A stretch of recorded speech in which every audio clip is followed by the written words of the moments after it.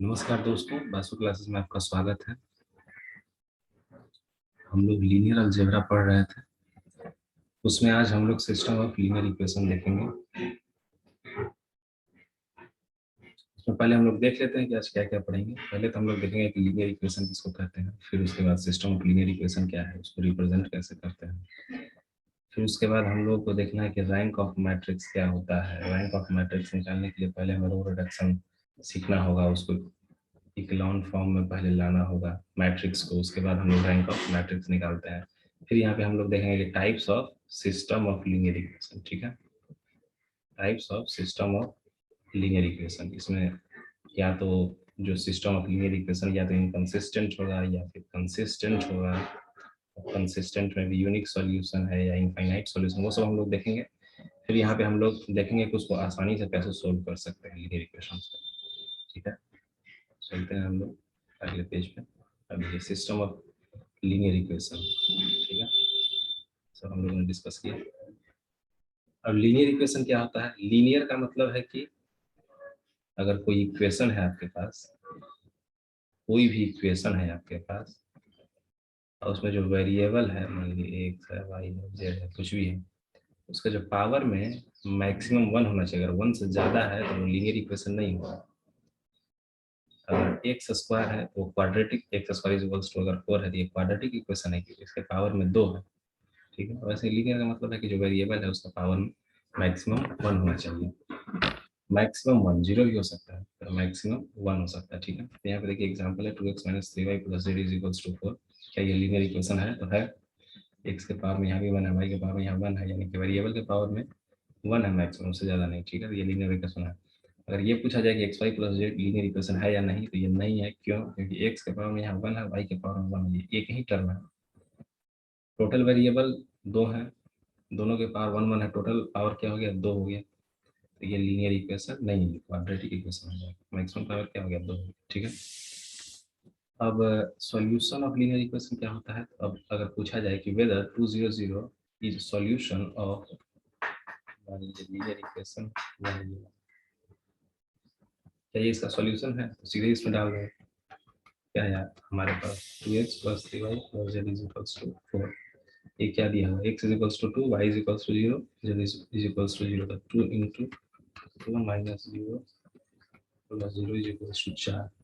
2 × 2 4 is equals to 4। ठीक है, इसका मतलब कि ये एक सॉल्यूशन है इस लीनियर इक्वेशन का। वैसे ही इसको भी चेक करेंगे तो ये भी है, वैसे इसको चेक करेंगे। चलिए चेक कर लेते हैं। 2x - 3y + z is equals to 4, हमको इसको चेक करना है। ठीक है, तो x के जगह पे 1 रख देंगे, y के जगह पे 1 प्लस z की जगह पे। ठीक है, ये जगह 2 - 3 + 1 इज इक्वल्स टू हम लोग बेकार ही लिख रहे हैं।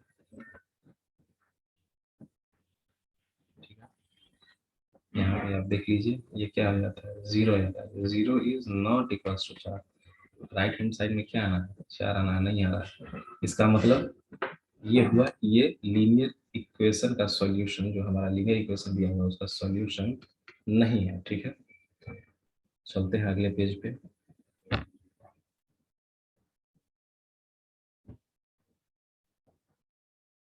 ठीक है, अब देखिए यहाँ पे ये, हाँ ये ठीक है।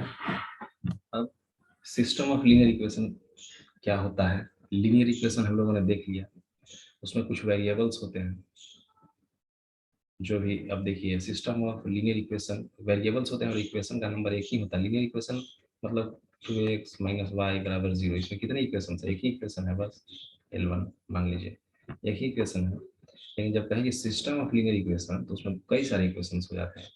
L1 है, L2 है, Lm है, और सबको हमको एक साथ सोल्व करना होता है। ठीक है, तो वैसे सिस्टम ऑफ लीनियर, वैसे सिस्टम ऑफ इक्वेशन को सिस्टम ऑफ लीनियर इक्वेशन कहते हैं। ठीक है, अब इस तरह से मान लीजिए रिप्रेजेंट किया हुआ a11x1 a12x2, इस तरह से ये पहला इक्वेशन है, दूसरा इक्वेशन है, वैसे कई सारे इक्वेशन। ये mth इक्वेशन है।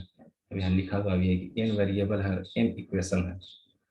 अब हमारा लक्ष्य है इसको सोल्व करना। तो पहले हम स्टडी करेंगे कि लीनियर इक्वेशन कितने टाइप के होते हैं, उसको कैसे रिप्रेजेंट करते हैं, आसानी से कैसे सोल्व कर सकते हैं, इसी को हमको देखना है। ठीक है, अब इसको रिप्रेजेंट करने का जो बात है, रिप्रेजेंटेशन, इसको मैट्रिक्स फॉर्म में, इसको मैट्रिक्स फॉर्म में इस तरह लिख देते हैं। ये कोफिशिएंट मैट्रिक्स है, ये जो भी कोफिशिएंट है यहाँ पे आपका कोफिशिएंट ऑफ वेरिएबल, वेरिएबल क्या है x1 x2 x3 इस तरह से xn तक। और a1 a2 क्या है, a1 a2 ये सब कांस्टेंट है, रियल नंबर है, कोई भी रियल नंबर है, कांस्टेंट है, कोफिशिएंट है ये वेरिएबल का। x2 का कोफिशिएंट क्या है, a1 2। वैसे ही दूसरा इक्वेशन में x2 का कोफिशिएंट क्या है, a2 2।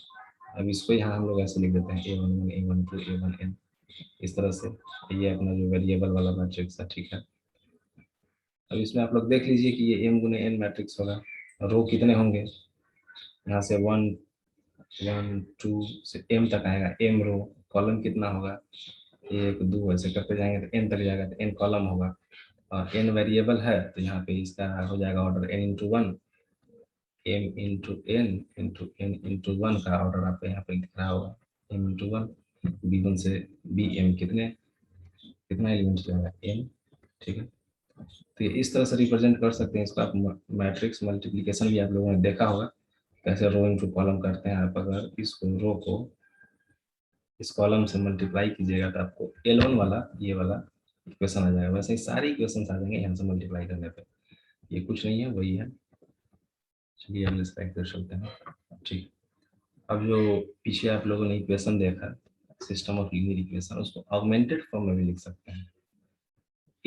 ये है augmented matrix, augmented matrix of above problem. ठीक है, इसको इस तरह से लिख सकते हैं, जो x1 x2 xn का कोफिशिएंट था और उसके बाद यहाँ जो कांस्टेंट है b1 b2 bm सब एक ही मैट्रिक्स में सारा कुछ लिख सकते हैं। ऐसा हम लोग क्यों लिखते हैं वो हम लोग आगे देखेंगे। इस तरह से लिखने में सोल्व करने में बहुत आसानी होता है, इसीलिए हम लोग इस तरह से लिखते हैं।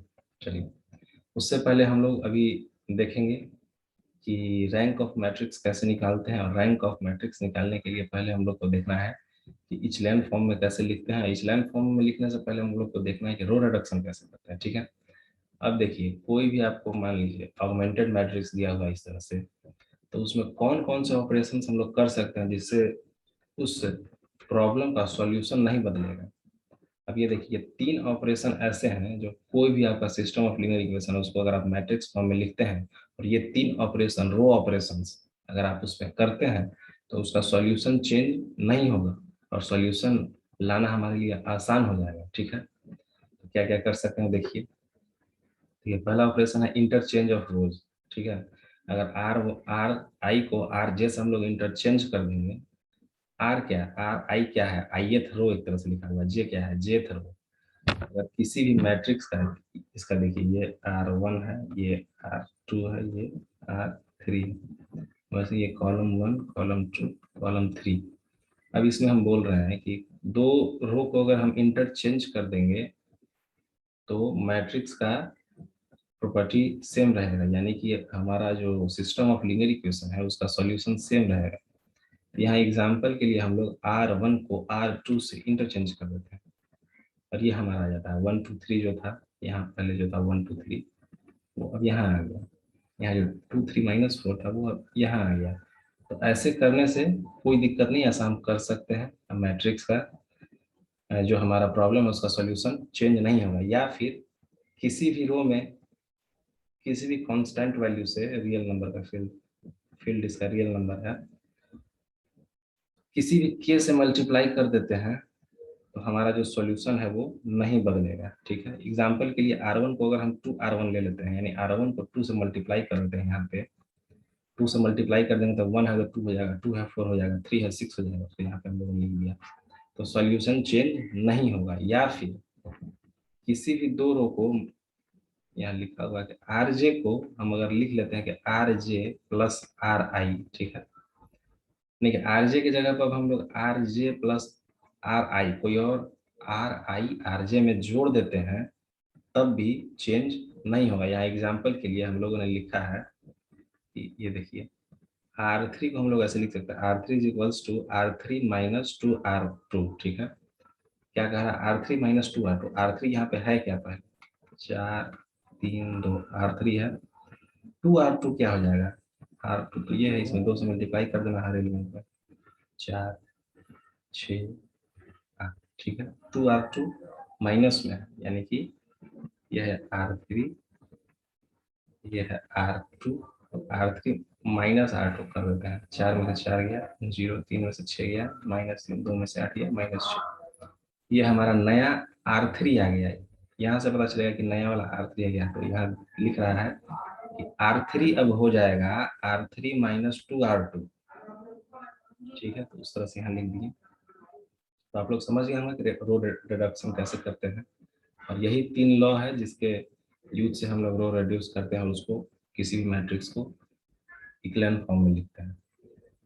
चलिए देख लेते हैं हम लोग कि इक्लेन फॉर्म क्या होता है। उससे इक्लेन फॉर्म देख लेते हैं पहले। इक्लेन फॉर्म